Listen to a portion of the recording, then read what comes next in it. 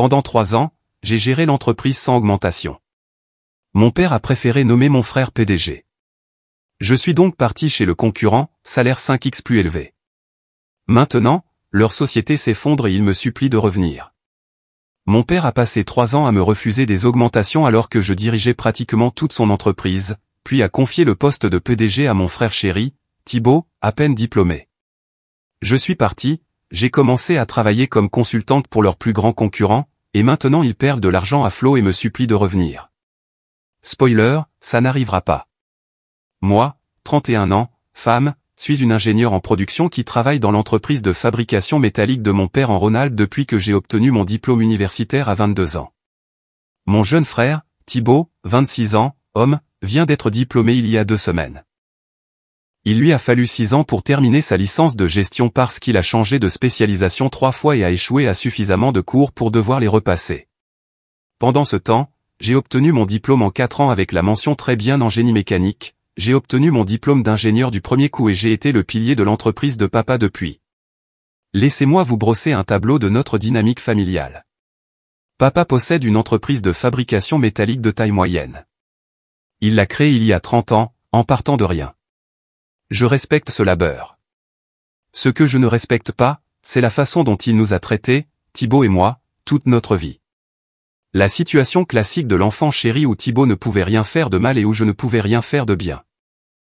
En grandissant, Thibaut était l'enfant qui recevait des vélos neufs et des consoles de jeux vidéo pour Noël tandis que je recevais des cadeaux pratiques comme des vêtements et des fournitures scolaires.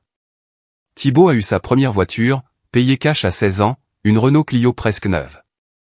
J'ai dû travailler tout l'été dans une quincaillerie et économiser chaque centime pour acheter une vieille camionnette avec 290 000 km au compteur. Quand Thibaut a détruit cette Clio 2 ans plus tard en conduisant en état d'ivresse, papa lui en a acheté une autre. Aucune conséquence, aucune question posée. Quand j'ai demandé à papa pourquoi Thibaut avait tout sur un plateau, j'ai eu droit au discours classique « La vie n'est pas juste, ma fille ». Mais apparemment, la vie était très juste pour Thibaut. Équipement de sport, vêtements chers, voyage de vacances de printemps. Thibaut a tout eu. J'ai vite appris que pour obtenir quoi que ce soit de papa, il fallait travailler pour. C'est donc ce que j'ai fait. J'ai travaillé d'arrache-pied au lycée, j'ai obtenu une bourse complète pour l'université de Lyon en ingénierie. Thibaut a à peine eu son bac, est d'abord allé en IUT parce que ses notes n'étaient pas assez bonnes pour une grande école, puis a été transféré dans une université où il a passé 6 ans à faire la fête pour obtenir une licence aux frais de papa. Papa payait ses frais de scolarité, son loyer, sa voiture, tout. Pendant ce temps, ma bourse complète nécessitait encore de l'argent pour le logement et la nourriture, que je couvrais en travaillant à temps partiel dans un atelier d'usinage. Le favoritisme ne s'est pas arrêté lorsque nous sommes devenus adultes. Il a empiré. Quand j'ai obtenu mon diplôme et commencé à travailler pour l'entreprise de papa, j'ai pensé, enfin, je pouvais prouver ma valeur. J'ai commencé comme ingénieur junior avec un salaire de 45 000 € par an. Pas génial pour une ingénieure diplômée, mais c'était une affaire de famille, et papa m'avait promis des opportunités de croissance. Je l'ai cru parce que j'étais naïf et que je voulais toujours son approbation. Je me suis lancé à corps perdu, j'ai appris le fonctionnement de chaque machine de l'atelier, j'ai passé des nuits à redéfinir les flux de travail pour améliorer l'efficacité, j'ai étudié les principes du Lean Manufacturing et la méthodologie Six Sigma sur mon temps libre. En 6 mois, j'avais réduit notre taux de rebut de 23% et diminué le temps de production de nos pièces les plus courantes de 15%. Cela s'est traduit par environ 300 000 € d'économies annuelles pour une entreprise qui réalisait un chiffre d'affaires d'environ 8 millions d'euros par an. La réponse de papa lors de mon premier entretien annuel, bon travail. Continue comme ça. Pas d'augmentation, pas de prime, juste une tape dans le dos. La deuxième année, j'ai développé un nouveau processus pour notre ligne d'extrusion d'aluminium qui a augmenté la capacité de 30% sans investissement supplémentaire. J'ai conçu et mis en œuvre un système de contrôle qualité qui a pratiquement éliminé les plaintes des clients.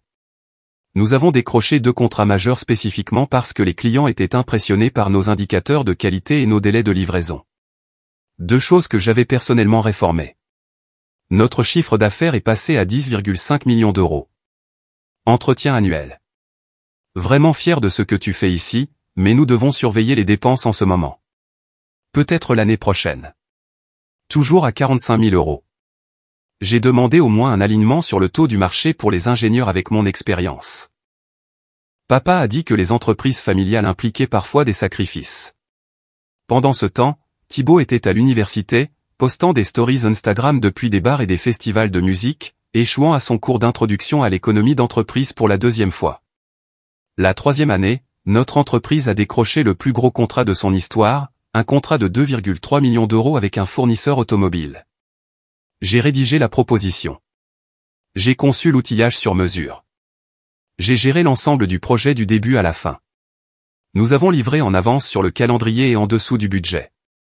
Le client était si impressionné qu'il a signé une prolongation de 3 ans d'une valeur de 7 millions supplémentaires au total.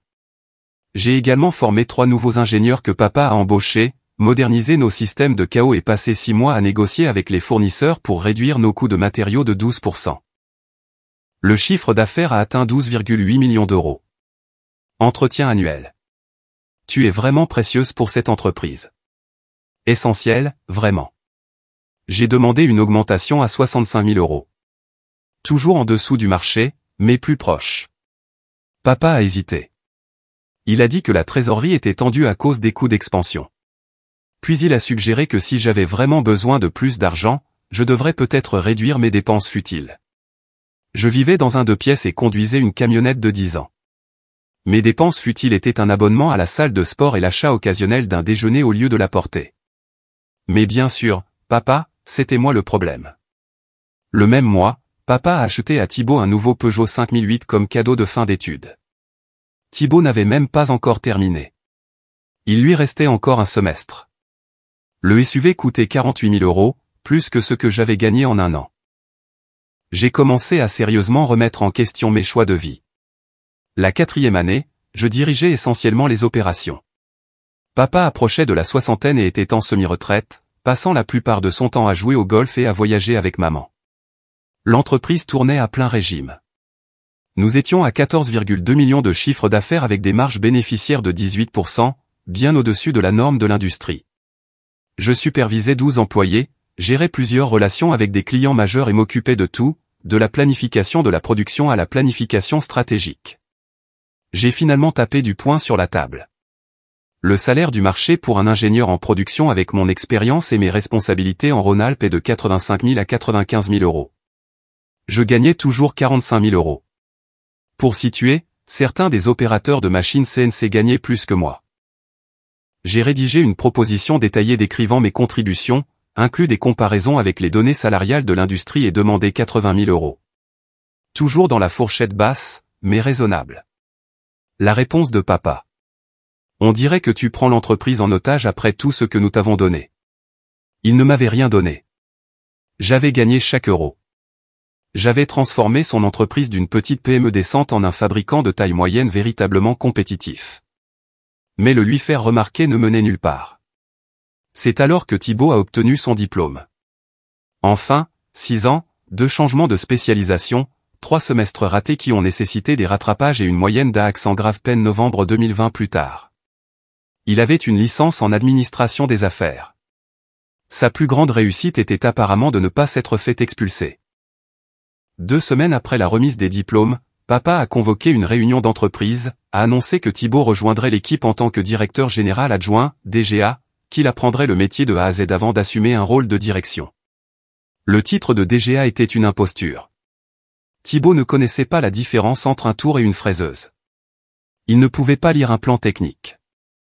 Il n'avait jamais géré personne ni quoi que ce soit. Mais le voilà, se pavanant dans le bureau dans ses nouveaux costumes, agissant comme s'il avait mérité quelque chose. Son salaire de départ, 75 000 euros plus une voiture de fonction, plus des primes de performance liées à des indicateurs que j'avais établis et que je maintenais. Thibaut gagnait plus que moi dès le premier jour malgré une expérience nulle et une contribution nulle au succès de l'entreprise. Je me suis tu. Je me suis dit que peut-être Thibaut surprendrait tout le monde. Peut-être qu'il travaillerait dur et ferait ses preuves. Peut-être que papa verrait enfin que le mérite devrait compter plus que l'ordre de naissance. J'avais tort sur toute la ligne. Thibaut a passé son premier mois à apprendre le métier en arrivant à 10 heures, en prenant des déjeuners de 2 heures et en partant à 15 heures. Il se promenait de temps en temps dans l'atelier, interrompait les gens qui travaillaient pour poser des questions basiques qui montraient qu'il n'avait pas pris la peine de lire les documents que je lui avais préparés, puis disparaissait dans son bureau pour scroller sur son téléphone. Les rares fois où il a essayé de proposer des idées, ce furent des désastres. Il voulait changer de fournisseur pour économiser 3% sur l'acier sans comprendre que le fournisseur moins cher avait des problèmes de contrôle qualité qui nous coûteraient 10 fois plus en retouche et en rebut. Il a suggéré de rationaliser notre processus d'inspection, c'est-à-dire d'éliminer des contrôles qualité essentiels parce que cela ralentissait les choses. Il a essayé de promettre à un client un délai de livraison physiquement impossible, et j'ai dû passer des heures à lui expliquer les contraintes de fabrication, ainsi qu'aux clients très en colère. Je travaillais 60 heures par semaine à réparer les bêtises de Thibaut pendant qu'il touchait son chèque et s'attribuait le mérite de tout ce qui fonctionnait bien. Le deuxième mois de l'emploi de Thibaut, j'ai demandé une réunion avec papa, j'ai tout mis sur la table, mes contributions sur 4 ans, mon salaire inférieur au marché, le manque de contribution de Thibaut et sa rémunération plus élevée. J'ai demandé à nouveau 80 000 euros, soit 5 000 euros de moins que ce que Thibaut gagnait malgré mes 4 années d'expérience et mes résultats prouvés. La réponse de papa. Thibaut a besoin de temps pour trouver ses marques. Tu dois être patient et le soutenir. Il s'agit de l'héritage familial. J'ai demandé sans détour ce que je devais faire pour obtenir un salaire équitable. Papa est devenu mal à l'aise et a dit, parfois, faire partie d'une entreprise familiale signifie faire des sacrifices. Thibaut dirigera cette entreprise un jour. Tu devrais être heureuse de participer à la construction de quelque chose de plus grand que toi. Voilà. Le rôle de direction de Thibaut n'était pas un plan lointain. C'était déjà décidé. Je pouvais m'épuiser à améliorer l'entreprise, mais Thibaut hériterait du royaume que j'avais construit. Ce soir-là, j'ai mis à jour mon CV pour la première fois en 4 ans. 3 semaines plus tard, papa a convoqué une autre réunion d'entreprise. Mon estomac s'est noué avant même qu'il ne commence à parler parce que je savais ce qui allait arriver. Thibaut était promu PDG. Papa resterait président du conseil d'administration, mais Thibaut s'occuperait des opérations quotidiennes et de la direction stratégique. Thibaut travaillait là depuis exactement 2 mois et demi. Il ne pouvait toujours pas expliquer à quoi servait la moitié de nos machines. Il n'avait encore jamais mené à bien un seul projet ou une seule initiative. Sa direction stratégique consistait à instaurer les vendredis pizza et à suggérer que nous achetions une table de ping-pong. Mais il se tenait là, souriant, pendant que papa parlait de perspectives nouvelles, de leadership de nouvelle génération et de perpétuer l'héritage familial. Pas une seule fois papa n'a mentionné les 4 années que j'avais passées à transformer l'entreprise. Pas une seule fois il n'a reconnu mes contributions. Après la réunion, plusieurs employés sont venus me voir en privé. Ils étaient inquiets. Ils savaient que Thibaut était incompétent. Ils savaient que c'était moi qui dirigeais vraiment les choses. Ils voulaient savoir ce que cela signifiait pour eux. Je leur ai dit que je leur ferais savoir bientôt. Ce soir-là, assise dans mon appartement minable, j'ai fait un choix. J'avais passé 4 ans à chercher l'approbation de papa, à travailler pour un salaire inférieur au marché, à construire son entreprise pendant qu'il préparait Thibaut à en récolter les lauriers. J'en avais assez. J'ai appelé Marc Chevalier. Marc dirige le plus grand cabinet de conseil en fabrication du Sud-Est. Son entreprise, Solutions de fabrication Apex, travaille avec des fabricants de taille moyenne à grande pour optimiser les opérations, mettre en œuvre de nouvelles technologies et résoudre des défis d'ingénierie complexes. Nous nous étions croisés à quelques conférences de l'industrie, et il avait mentionné à plusieurs reprises que si je voulais un jour quitter l'entreprise de papa, il serait intéressé de discuter. Nous nous sommes rencontrés pour un café 2 jours plus tard. J'ai exposé mon expérience, les améliorations de processus, les réductions de coûts, les améliorations de qualité, les relations clients que j'avais développées, je lui ai montré les chiffres pour tout étayer. Marc n'a même pas sourcillé. Je peux te faire commencer à 160 000 euros de salaire de base plus des primes de performance trimestrielles. La plupart de nos consultants à ton niveau gagnent entre 200 000 et 220 000 euros de rémunération totale la première année. Tu voyagerais environ 40% du temps, travaillant avec des clients sur des projets allant de 3 mois à 2 ans. Nous te formerons aux méthodologies de mise en œuvre, à la gestion de projets, aux relations clients, en gros tout ce que tu faisais déjà, mais avec une reconnaissance réelle et une rémunération appropriée. 5 fois ce que papa me payait, plus des primes, plus de réelles opportunités de croissance, plus de travail avec des gens compétents au lieu de nettoyer les dégâts de Thibaut. J'ai accepté sur le champ. Un préavis de 2 semaines me semblait trop généreux, mais je voulais partir de manière professionnelle. J'ai tapé ma lettre de démission ce soir-là. Courte et simple. À compter de 2 semaines à partir d'aujourd'hui, je démissionne de mon poste. Merci pour l'opportunité. Je veillerai à une transition en douceur de mes responsabilités. Je n'ai pas mentionné l'inégalité salariale. Je n'ai pas mentionné Thibaut. Je n'ai pas mentionné les 4 années à regarder papa tout donner à son enfant chéri tout en me traitant comme une employée ordinaire. Juste propre et professionnelle. Je l'ai remise à papa le lendemain matin. Il l'a lue, l'a posée et a demandé, c'est une question d'argent? C'est une question de rémunération équitable pour un travail équitable, ai-je dit. Je dirige les opérations ici depuis des années pour un salaire de débutante pendant que tu as promu Thibaut PDG après 2 mois. J'ai trouvé un endroit qui valorise mes contributions. Le visage de papa est devenu rouge. Après tout ce que cette famille a fait pour toi. Qu'est-ce que cette famille a fait pour moi, les jeux interrompus. J'ai travaillé ici pendant 4 ans, j'ai transformé vos opérations et je n'ai eu aucune augmentation. Thibaut a travaillé ici pendant 2 mois, n'a rien apporté et a été nommé PDG. Ne me parle pas de famille. Il a essayé le chantage affectif, le discours sur la loyauté, la rengaine tu es égoïste. J'avais déjà tout entendu. Cette fois, je m'en fichais. 2 semaines, ai-je dit, je documenterai tout ce que je peux. Après ça, bonne chance. Ces 2 semaines ont été un enfer. Papa alternait entre les tentatives de me culpabiliser pour que je reste et une hostilité passive-agressive. Thibaut agissait comme si je l'avais personnellement trahi en partant. Il a même dit, comment suis-je censé gérer les choses si tu n'es pas là? C'est là que j'ai réalisé que Thibaut pensait que je serais toujours là. Le plan n'avait jamais été que Thibaut apprenne le métier. Le plan était que Thibaut ait le titre et le salaire pendant que je ferais tout le travail réel. J'étais censé être son DGA de l'ombre, la femme qui le ferait bien paraître pendant qu'il récolterait le crédit et la rémunération. Plus maintenant. Mon dernier jour, j'ai remis la documentation sur chaque système, processus et relations clients majeures. J'ai passé 1 heure avec Thibaut à essayer de lui expliquer les choses essentielles qu'il devait savoir. Il n'arrêtait pas de regarder son téléphone et de dire ouais, j'ai compris à des choses qu'il ne comprenait manifestement pas. J'ai serré la main des gars de l'atelier qui étaient devenus des amis au fil des ans. Ils savaient ce qui se passait. Quelques-uns m'ont demandé si j'embauchais là où j'allais. Je leur ai dit de rester en contact. Papa n'a même pas pris la peine de me dire au revoir. Thibaut m'a lancé ce regard suffisant, comme si je faisais une erreur et qu'il s'en sortirait très bien sans moi. Je suis sorti de ce bâtiment pour la dernière fois avec un mélange étrange d'émotions. Du soulagement surtout, un peu de tristesse, mais surtout cette incroyable légèreté, comme si j'avais enfin laissé tomber un poids que je portais depuis l'enfance. J'ai commencé chez Solutions de Fabrication Apex le lundi suivant. La première semaine était consacrée à l'intégration et à la formation. J'ai rencontré l'équipe, tous des ingénieurs et spécialistes des opérations expérimentés qui connaissaient leur métier. Ma chef directe, Sarah, avait un doctorat en génie industriel et 20 ans d'expérience.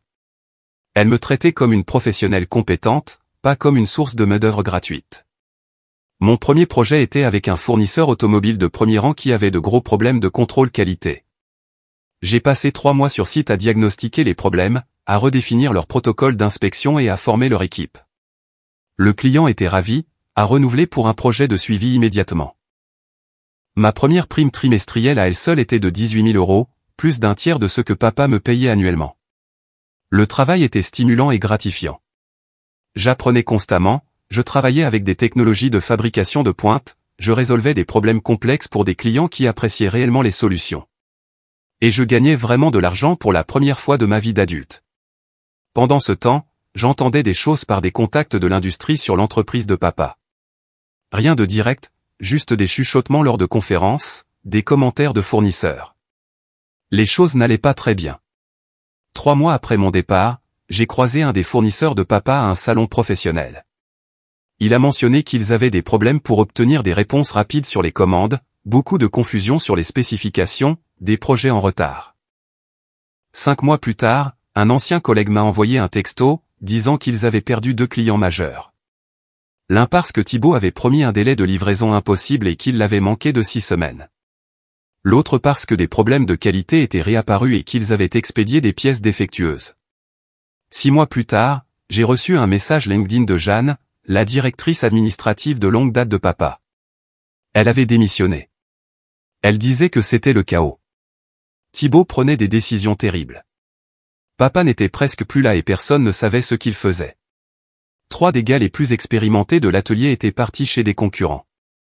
Le moral était au plus bas. Je me sentais un peu mal. Pas pour papa ou Thibaut. Ils avaient fait leur choix. Mais pour les bonnes personnes qui travaillaient encore là et qui souffraient à cause d'un leadership incompétent. 8 mois plus tard, Apex a décroché un contrat majeur avec l'un des plus grands concurrents de papa, Usinage de Précision du Bois. Ils voulaient mettre en œuvre exactement les mêmes systèmes de lean manufacturing et de contrôle qualité que j'avais développés dans l'entreprise de papa. Le propriétaire, Guillaume Stevens, m'a spécifiquement demandé pour le projet après avoir entendu parler de mon parcours. L'argent était incroyable, 230 000 € de rémunération totale pour l'année. Mais plus que ça, j'aidais Usinage de Précision du Bois à devenir un concurrent plus redoutable pour l'entreprise de papa. Nous mettions en œuvre des systèmes qui leur permettraient de livrer plus vite, moins cher et avec une meilleure qualité que ce que l'atelier de papa pouvait égaler dans son état actuel. Je ne vais pas prétendre que je n'y ai pas pris une certaine satisfaction. 4 ans à être traité comme de la main-d'œuvre jetable, et maintenant j'aidais leurs concurrence à leur tailler des croupières. 10 mois plus tard, les choses sont devenues intéressantes. J'étais sur le site d'Usinage de Précision du Bois quand mon téléphone a commencé à exploser. Papa, Thibaut, même maman, qui m'avait à peine parlé depuis mon départ, tous appelaient et envoyaient des textos urgents. Je les ai ignorés. Quelle que soit leur crise, ce n'était plus mon problème. Les messages vocaux ont commencé à arriver. Papa, on doit parler. C'est à propos de l'entreprise. Appelle-moi dès que possible. Thibaut, sérieusement, on est dans la merde. Tu dois revenir. Maman, s'il te plaît, appelle ton père. Il est très stressé. J'ai finalement écouté un des messages de papa. Sa voix était tendue, presque paniquée. Ma fille, nous avons de sérieux problèmes. On a perdu 3 clients majeurs ce trimestre. On perd de l'argent à flot. Thibaut essaie, mais il a besoin d'aide. De ton aide. On peut trouver un arrangement. S'il te plaît, appelle-moi. Je l'ai supprimé et je suis retourné au travail. Les appels ont continué. J'ai bloqué les numéros de papa et de Thibaut, j'ai changé mes paramètres LinkedIn pour qu'ils ne puissent pas voir mon activité, j'ai clairement fait savoir que je n'avais aucun intérêt pour quoi que ce soit impliquant leur entreprise. Mais les messages ont trouvé d'autres voies. Papa a commencé à m'envoyer des emails à mon adresse professionnelle. Je ne sais pas comment il l'a obtenu. De longs emails sur l'héritage, la famille et le fait qu'ils avaient besoin de moi. J'ai mis en place un filtre pour les envoyer directement à la corbeille. Thibaut a apparemment essayé de me contacter via Facebook, Instagram, a même essayé de m'envoyer un message privé sur Reddit d'une manière ou d'une autre. Tous bloqués. Maman a essayé la manipulation émotionnelle. Elle m'a appelé en pleurant, disant que papa avait des douleurs thoraciques à cause du stress et que cela le tuait. Elle a dit que Thibaut travaillait 18 heures par jour pour essayer de maintenir le navire à flot. Elle m'a supplié de leur parler, au moins. J'ai répondu par texto une fois, papa a choisi Thibaut.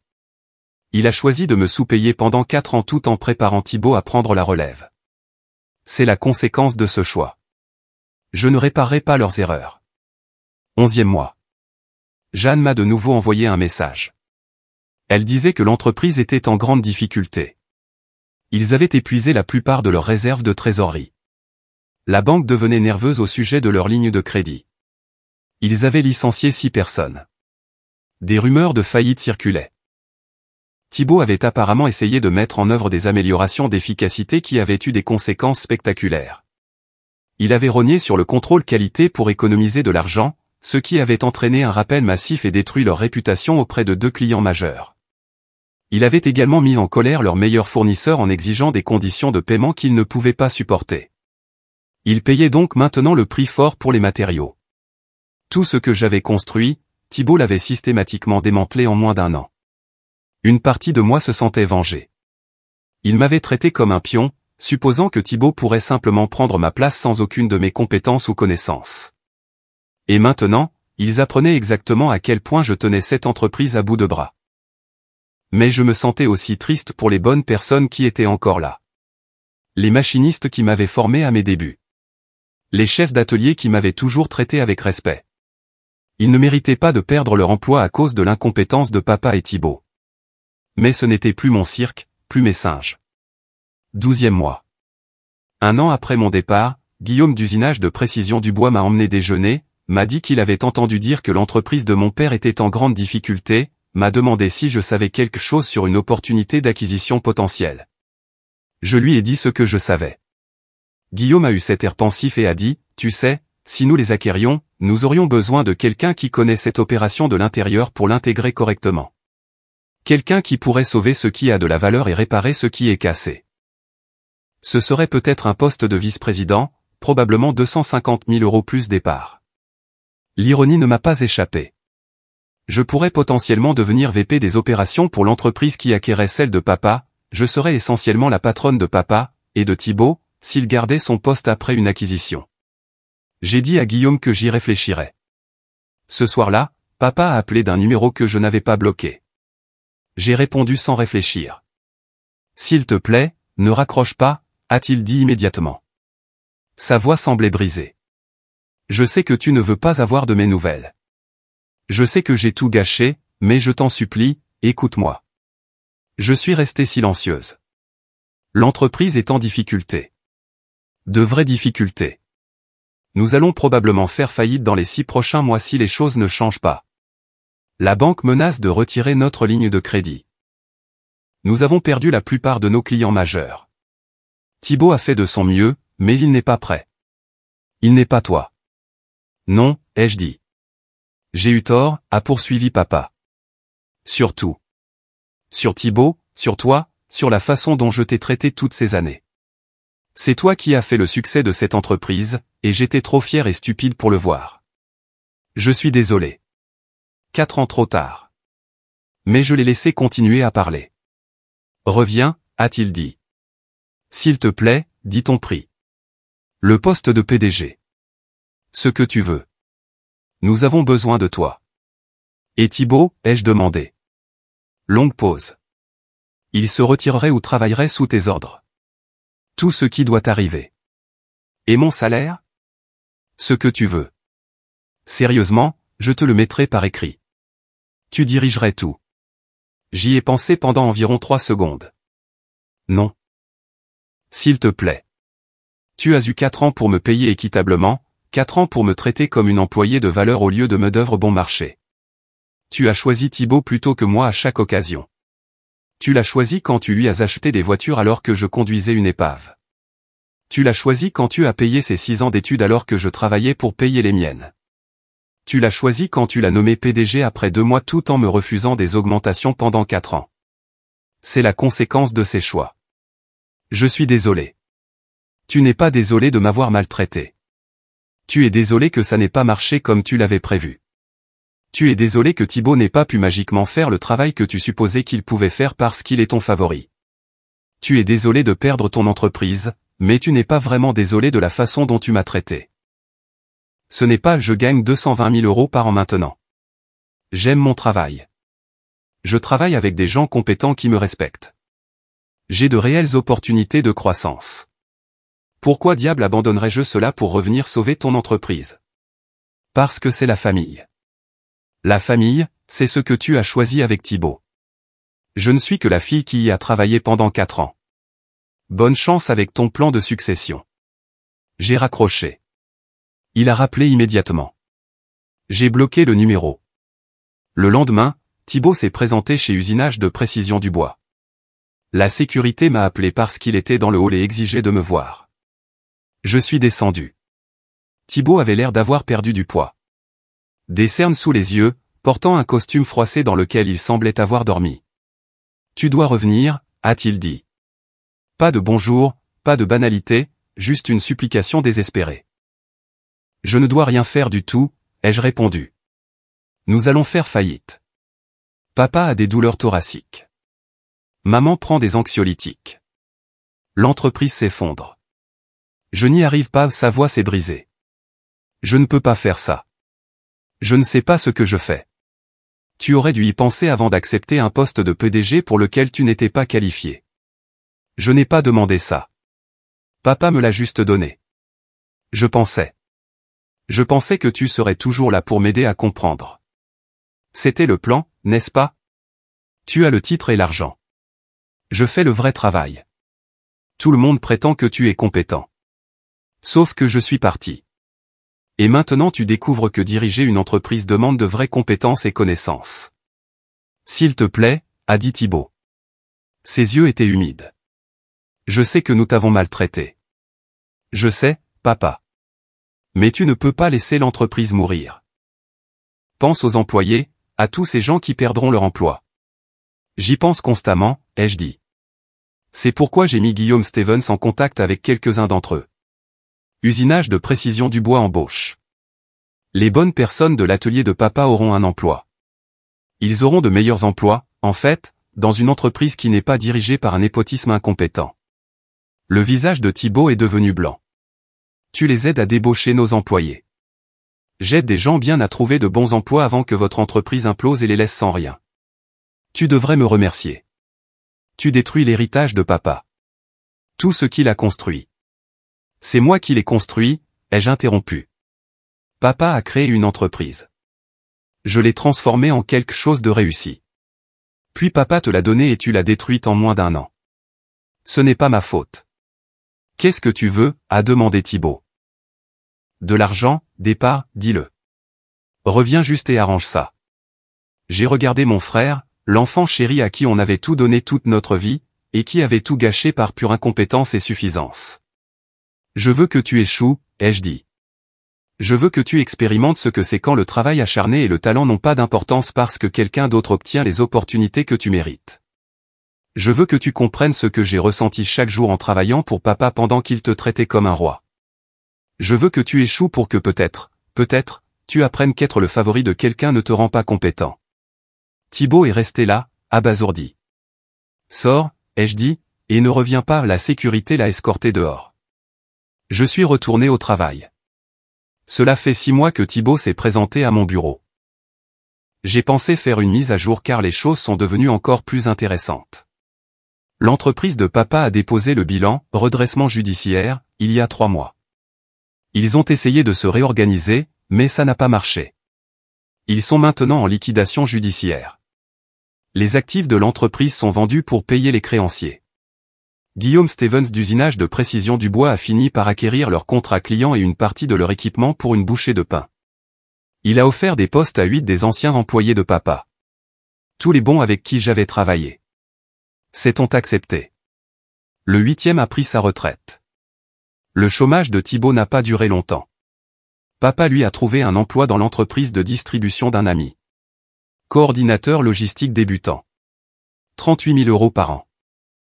Thibaut publie de vagues mises à jour sur LinkedIn sur l'apprentissage des fondamentaux et faire ses preuves comme s'il était une sorte de héros outsider au lieu d'un PDG raté qui a obtenu un emploi par charité. Papa et maman ont dû vendre leur maison, ont emménagé dans un appartement. Papa est officiellement à la retraite maintenant, pas par choix. Sa réputation dans l'industrie est ruinée. Le bruit a couru sur la façon dont Thibaut a ruiné l'entreprise, et le nom de papa est associé à cet échec. Le comble. Papa a essayé de me blâmer publiquement. Il a commencé à dire aux gens que j'avais saboté l'entreprise en partant à un moment critique et en donnant des informations à des concurrents. Quelques personnes m'ont contacté pour en savoir plus. J'ai répondu une fois publiquement sur LinkedIn. J'ai posté une chronologie simple. 4 ans de salaire inférieur au marché, la promotion de Thibaut au poste de PDG après 2 mois. Ma démission. Les désastres de Thibaut. La faillite de l'entreprise. Laissant les faits parler d'eux-mêmes. Le poste de papa a été massivement désapprouvé. Plusieurs personnes qui avaient travaillé avec moi ont commenté mes contributions. Quelques clients ont même ajouté que la qualité avait chuté après mon départ. Papa a supprimé son poste et n'a rien dit publiquement depuis. Thibaut a essayé de me recontacter le mois dernier. Par email cette fois, puisque je l'avais bloqué partout ailleurs. Une longue histoire larmoyante sur le fait qu'il n'a jamais voulu le poste de PDG. Que papa le lui avait imposé. Qu'il était destiné à l'échec. Blablabla. Il a terminé par « Je suis désolé pour tout. Tu avais raison sur toute la ligne. J'essaie de m'améliorer. Si jamais tu veux parler, je suis là. » Je n'ai pas répondu. Pas par mesquinerie. D'accord, peut-être un peu par mesquinerie, mais surtout parce qu'il n'y a rien à dire. Les excuses de Thibaut ne signifient rien. Elles n'effacent pas 4 années à le regarder se la couler douce grâce au favoritisme de papa. Elles n'effacent pas l'année qu'il a passée à détruire tout ce que j'avais construit. Elles n'effacent pas une vie entière à être traitée comme si j'étais moins importante que lui. Certains ponts, on les brûle, d'autres, on les regarde simplement s'effondrer d'eux-mêmes. Quant à moi, Apex m'a promu consultante principale senior, avec une rémunération totale de 285 000 €. Je gère maintenant une équipe de 5 consultants travaillant sur des projets avec certains des plus grands fabricants du pays. J'ai acheté une maison le mois dernier. 4 chambres, 3 salles de bain, garage pour 2 voitures, j'ai versé un acompte de 20% et mon crédit immobilier est inférieur à ce que Thibaut gagne annuellement dans sa nouvelle carrière. La vie est plutôt belle quand on arrête d'attendre que les autres vous apprécient et qu'on s'apprécie soi-même. 2 ans après avoir quitté l'entreprise de papa. Il est temps pour une dernière mise à jour car cette histoire est officiellement terminée. Papa a eu une crise cardiaque il y a 8 mois. Pas liée au stress, apparemment. Juste une mauvaise génétique et une vie de hamburger. Il a survécu, mais ce fut un électrochoc. Maman m'a appelé de l'hôpital, la première fois que nous nous parlions depuis plus d'1 an. Ton père veut te voir, a-t-elle dit. S'il te plaît, il te réclame. J'y suis allé, non pas parce que j'avais pardonné quoi que ce soit, mais parce que l'homme a failli mourir, et je ne suis pas un monstre complet. Je l'ai trouvé dans un lit d'hôpital, l'air d'avoir 20 ans de plus que la dernière fois que je l'avais vu. Maman et Thibaut étaient là. Thibaut avait l'air mal à l'aise. Maman avait l'air soulagée que je sois venu. Papa a essayé le discours de réconciliation sur son lit de mort. Il s'est excusé pour tout. A dit qu'il avait été un père terrible pour moi. A dit qu'il avait laissé son favoritisme l'aveugler. A dit qu'il était fier de ce que j'avais accompli malgré lui, pas grâce à lui. Il a un peu pleuré. Je suis resté assise et j'ai encaissé. J'ai pensé à toutes les années de douleur, à toutes les fois où il avait choisi Thibaut plutôt que moi, à toutes les opportunités qu'il m'avait refusées tout en donnant tout à Thibaut. J'apprécie que tu dises ça, ai-je finalement dit. Vraiment, mais ça ne change rien. Tu as fait tes choix. J'ai fait les miens. Je ne suis plus en colère. C'est juste terminé pour moi. Je sais, a dit papa. Je n'attends pas de pardon. Je voulais juste que tu saches que je suis désolé et que je suis fier de toi. J'aurais dû le dire il y a des années. Ouais, ai-je dit. Tu aurais dû. C'était à peu près tout. Papa s'est rétabli. Lui et maman vivent leur retraite dans leur appartement. Papa a essayé de me contacter quelques fois de plus, mais a finalement arrêté quand j'ai clairement fait savoir que je n'étais pas intéressé à reconstruire une relation. Thibaut et moi nous sommes croisés à une conférence de l'industrie il y a 6 mois. Il travaille toujours à ce poste en logistique, et s'en sort apparemment bien. Il s'est approché, très maladroit, et a dit « Salut ». « Salut », ai-je répondu. Longue pause. « Je suis vraiment désolé », a-t-il dit. Pour tout, la façon dont nous t'avons traité, l'entreprise, tout. Je sais, ai-je dit. Y a-t-il une chance? Non. Il a hoché la tête. Ouais, je m'en doutais. Pour ce que ça vaut, je dis la vérité aux gens maintenant, sur la façon dont j'ai ruiné l'entreprise, sur le fait que c'est toi qui l'avais bâtie. Je ne cherche plus d'excuses. C'est bien pour toi, ai-je dit. Et je le pensais, en quelque sorte. Pas d'une manière chaleureuse et réconfortante, mais d'une manière où la décence humaine de base devrait être le minimum. Nous n'avons pas échangé nos numéros, n'avons pas prévu de prendre un café ou de nous revoir, nous nous sommes juste fait un signe de tête et avons suivi nos chemins respectifs. J'ai 33 ans maintenant, consultante principale senior chez Apex, gagnant 340 000 € et fiancée. À Olivier, un directeur de projet que j'ai rencontré au travail. Il est brillant, a les pieds sur terre et me traite comme une partenaire égale. Nous prévoyons un mariage pour le printemps prochain. Maman a demandé si papa et Thibaut étaient invités. J'ai dit que maman était la bienvenue. Papa et Thibaut ne l'étaient pas. Elle a essayé l'argument de l'obligation familiale. Je l'ai coupé court. Ils ont eu 1 million de chances de me traiter comme un membre de la famille. Ils ont choisi de ne pas le faire. C'est mon mariage.